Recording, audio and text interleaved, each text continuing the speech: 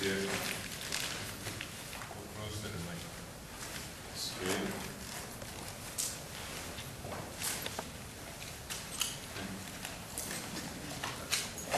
Full screen is what? F7?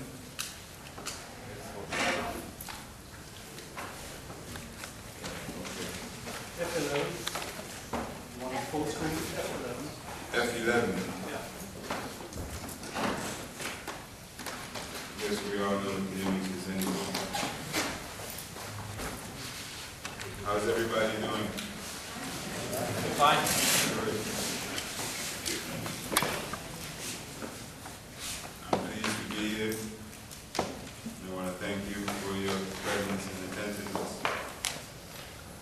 First, allow me to give honor, thanks, and praise to the Creator of heaven and earth for allowing us to be gathered here today and to have the vision and the interest necessary to bring about the task that we have discussed over the course of the past few days and that we will discuss over the course of the next few days.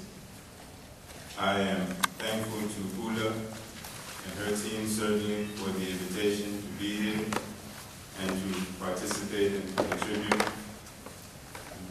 For me, Ula is a dear friend, and much of the work that I am doing here in Denmark was paved by Ula. She was the first person to invite me to come to Denmark and to begin the discussions on reconciliation, reparations with the Danish Institute for Human Rights. And so we're grateful. And as I look around the room, there's so many of you who we have engaged over the years, whether it be George, dinner at your house, or Anka, who is not here, Mr. Myron Jackson, who accompanied me and our team to Ghana, West Africa, on that reconciliation mission, or whether it is the delegate to Congress, Donna Christensen, and all the help that she has provided for us in the movement throughout the years, and having accompanied Accra and the official Virgin Islands reparations mission in 2005 to Copenhagen, Denmark. So I look around the room, everybody, we're associates and friends, Nicholas, our work with Pia at the university, Voices Beyond the Graves, I see the Reese family, so we're here. See my friend in the back, Oscar. So as we begin today, as always, we will say that it is not an easy thing for a people or a nation to look within itself and its history and to take that critical assessment of how its history of growth and expansion and development, per se, may have affected other peoples and other cultures around the world. But here today and here in Denmark, we have not stopped there, but you have taken it one step further. How can we go beyond just the assessment and recognizing, but how do we make amends and repairs, and how do we preserve this mutual and shared history? How do we conserve it? And so, to me, it is no small thing that you are gathered here today and have these interests, and I think that it is noble, and I think that it is to be commended. So give yourselves a round of applause for your interest and your concern. I guess not. My attempt to get you to buy in. So many important things to say, and so little time to say it, and I was preparing for a 45-minute presentation, which is now about 15 or 20 minutes. So let's see what we can get done. I want to begin.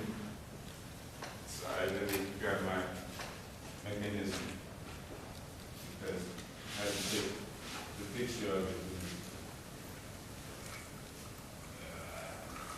I apologize. It is a statement that we saw Mr. Tamara Jackson when we went to Ghana in 2006 or 2007. It's the statement that you used, Ula, when you opened the presentation for the exhibit here at the National Museum a few weeks ago. And it's the one, now it's stuck, that says, until the lions have their historians, the hunters will always be the, help me out, the hero. And that is where we begin today. You know, I was very moved by the presentations that were made yesterday, the ones that I had the opportunity to witness. And it was an indication to me and those like unto myself that we have been laboring not in vain. Our concerns and our interests, our advocacy on behalf of this relationship between Danes and Virgin Islanders, between those who were colonizers and those who were colonized, between those that were enslaved and those that were slavers, that our advocacy and our work has not been in vain. I listened very keenly yesterday to the discussions, and it warmed my heart, you know, and refreshed my spirit in a way that inspired me to continue to move on behalf of this work. But as we are gathered here today, there are some very critical questions that we need to address as we consider our mutual history. And as I was overlooking the program, under the background, there's a question that says, how can we, or the aim is to present the recent research and to generate debate on how we can contribute to the protection and the preservation of our mutual heritage. Second important question, can Denmark, in collaboration with the U.S. Virgin Islands, contribute to a strategy? Well, yes and yes. But what is this heritage? And I listened yesterday to Louisa Seagrove as she began to say that to identify the heritage, we should begin with the buildings. You know, and that would be a proper starting place. And I agree. But what are these buildings? And what are these structures and these windmills and abandoned sugar plantations? You know, and what do they represent? And for me, the ruination, Mr. George Tyson, is a direct reflection or a mirror of a ruined relationship, or a relationship that is in need of repair. And so, more so than just buildings and structures and wood and stone, what we are here discussing, and what is most important and perhaps most difficult to say, is the relationship that we share and have shared over the past 250 years. Today is impaired. And today, that is what is in need of reconstruction and preservation and conservation and addressing. How do buildings become established? You know, how do they become ruined or in disrepair?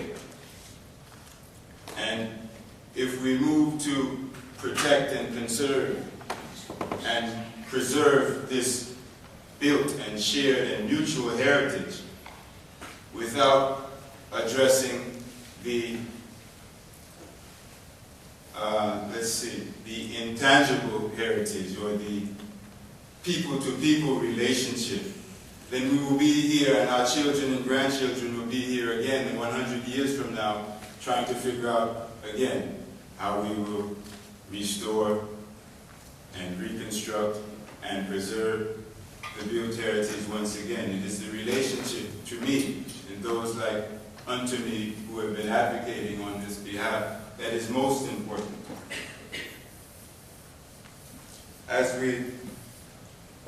move forward, I wanted to say that that became evident to me yesterday as I listened to the presentations.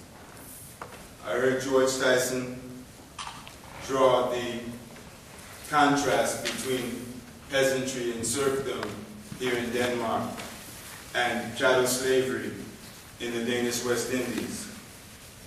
I heard Louisa ask the question, what can Denmark do to assist, or what can be done from this side of the pond to assist Virgin Islanders, or to assist the Virgin Islands with regard to the Wilton share, the mutual heritage?